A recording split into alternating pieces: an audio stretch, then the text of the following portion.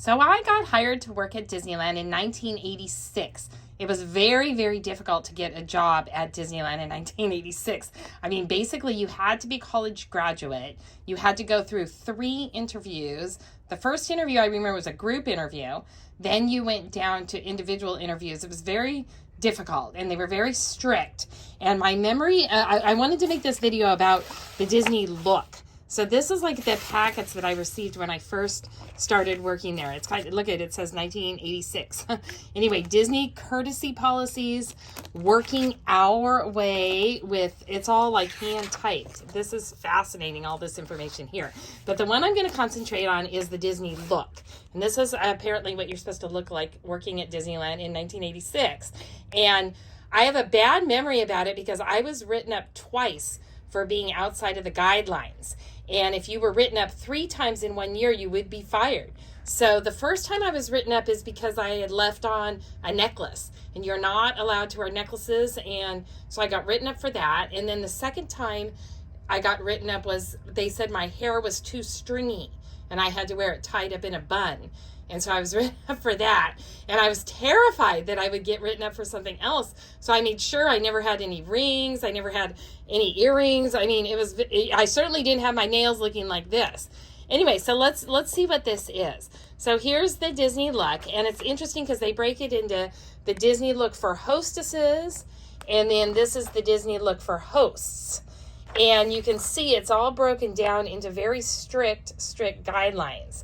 And here they talk about the hair, and they say hairstyling. Hostesses should keep their hair neatly combed and arranged in an attractive, easy-to-maintain style. Any extreme looks, such as shaving hair, eyebrows, is not permitted. Hairstyles are not termed natural or afro are acceptable, provided they are neatly packed and shaped. I mean, how horrible. You would never say anything like that in today's world. This is horrible. And like I said, I got written up because my hair was too stringy. So that's just terrible. And then here's about coloring. The Disney look does not permit extremes in dyeing, bleaching, or tinting. No streaking. Hair is dyed, it should be all one color. Teasing, like who even talks about teasing anymore? Teasing hair. Length. Those who prefer long hair need to take special care that it's neat and well styled. And they're very specific about all of this. And then here's hair confinement and accessories.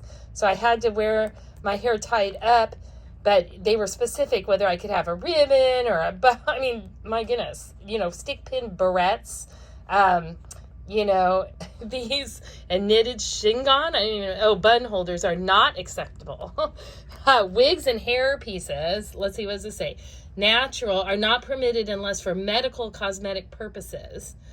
Makeup, it's our policy to encourage the use of makeup within the guidelines set forth in a manner to enhance natural features.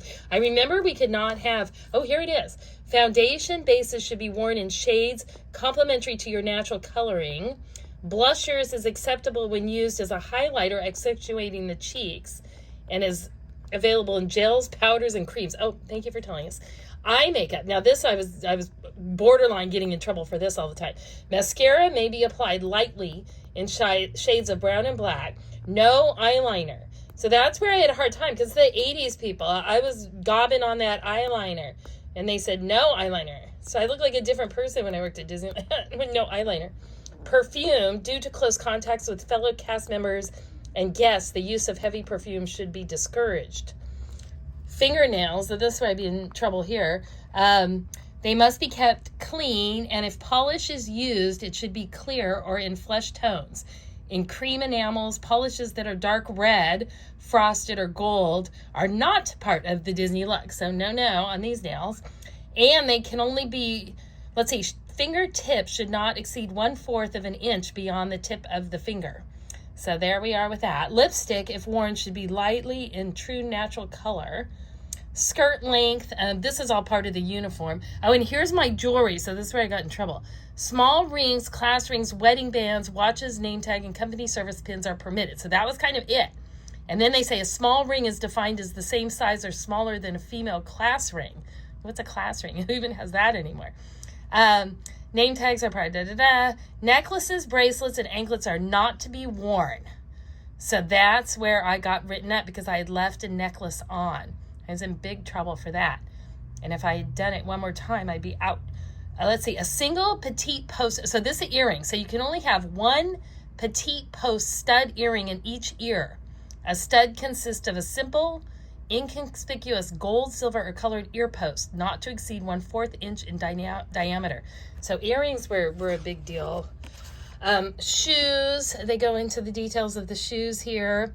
Won't read all that. Sunglasses are a block to interpersonal communication. So I think that's probably now. They probably do not allow sunglasses unless it's something.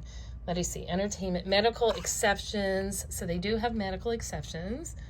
Name tags, as they give us the name tags. Let's see. A few reminders. Cast members are responsible for their costumes.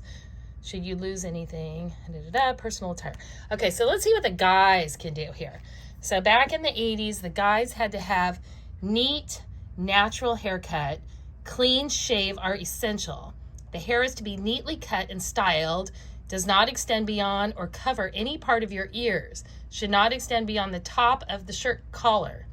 So you definitely no long hair or anything like that. Sideburns need to be neatly trimmed. So you could have sideburns, but wait, they're not permitted to extend the bottom of the earlobe. And this is the big one here. Mustaches and beards are not permitted. The only exception to this policy is if the individual was hired with a mustache or beard before the establishment of the standard. So my memory is that because Walt Disney had a mustache, if you worked there when Walt Disney worked there, which some people did, I mean, this was the 80s, it opened in the 50s, so people were there that had worked from day one, they could have it. But when they established this guideline, they were not allowed to anymore. Let's see, hair coloring, Disney look does not permit extremes in dyeing, wigs and hair pieces, fingernails, similar. So it goes on there. But yeah, they were really strict. Let's see, jewelry. Could the guys wear jewelry? Small rings, class rings, wedding bands. So it's like that kind of a thing. Watches. They did allow watches. People don't wear watches now. I don't know what they'd say if you had a phone. Nobody had that. Let's see, hats. Those were the ones that came, I think, with your costume. And then there's the sunglasses, medical exceptions. Anyway, isn't that just fascinating? Oh my gosh, and look at this. Haircut guidelines. So they actually, oh, this is hilarious, right? They're showing you where you have to have it cut. No long hair. And that was hard because the 80s, it's the rocker days. We all had long hair. Oh, here, more detail. Wow. Good thing they're showing this example so we don't have our hair the wrong way. Look at this. This is acceptable. But that looks like it's kind of acceptable in a specific. Look at this. They show you exactly what kind of sideburn you can do. This is hilarious. I haven't looked at this like ever. Oh, can you have the shave look? Reflects.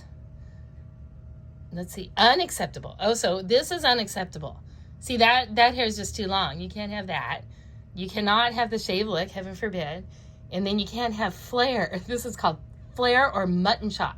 No. Guidelines for supervisor. Oh, so if you're a supervisor, it looks like it might even be stricter.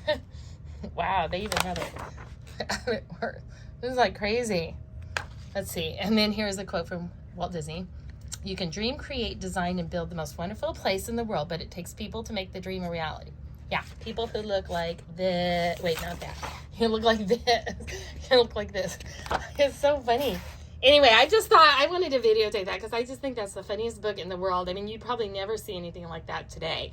But, back in the 80s when I got hired there, they went over all this very strictly. And like I said, I got written up twice. So you had 3 chances and that was it. It's kind of funny. Anyway, it was, it was a whole different story working at Disneyland back then. And I don't know what it would be like today. But anyway, this is kind of interesting.